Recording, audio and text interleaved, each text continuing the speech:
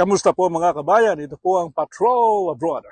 Marami na pong excited at nag-aabang na mga Pinoy fans sa pop culture icons na Sex Bomb Dancers sa kanilang concert sa Vancouver at ganun din sa Calgary.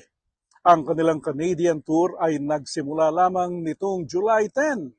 Pakinggan po natin si Cecil Docto.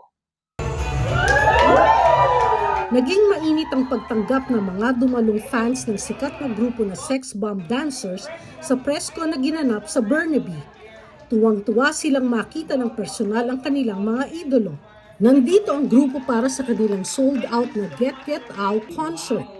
Nagulat din ang mga miyembro ng dance group na hindi sila nakakalimutan ng kanilang mga fans. Nag-enjoy din sila sa mga tanawin sa Canada at nanibago sa time zone. Everybody is just incredibly welcoming. Sobrang friendly na mga tao dito, and somehow yung vibe dito sa Canada feels very more like laid back and less rushed compared to other cities in the US. Since first time syempre sa Canada, na parang for me napaka-wow, ibang bansa na naman, ibang oras na naman. Ibang oras na naman ng tulog, and nakaka-amaze kasi syempre lalo na yung ganito, yung gabi na may araw. Dito pala totoo yung kasabihan na gabi na amoy araw ka pa.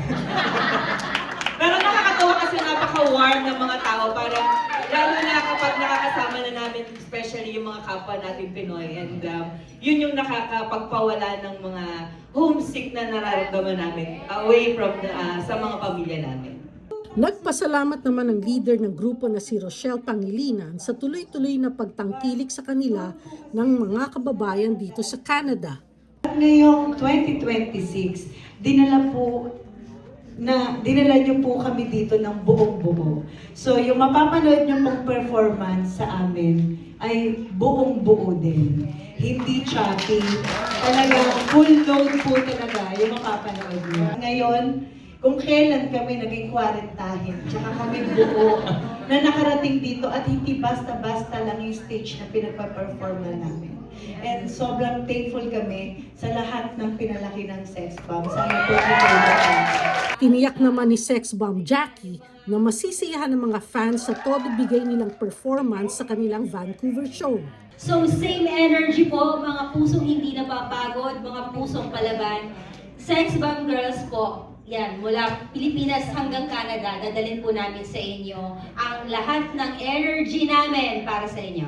Para kay Pangilinan, lalo pang tumibay ang pagsasama nila dahil sa kanilang international concert.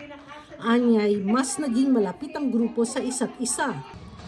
Gaganapin ang kanilang Vancouver concert sa Queen Elizabeth Theatre ngayong Biyernes, kung saan maririnig ang kanilang mga iconic na kanta katulad ng The Spaghetti Song at Halukay Ube. Matapos nito ay pupunta sila sa Calgary para sa show nila sa Grey Eagle Resort and Casino sa Sabado. Mula sa Burnaby, British Columbia, ako si Cecil Docto, ang inyong Patrol Abroad. At yan ang latest sa Patrol Abroad. Ako po si Henry Umaga Diaz. Hanggang sa muli.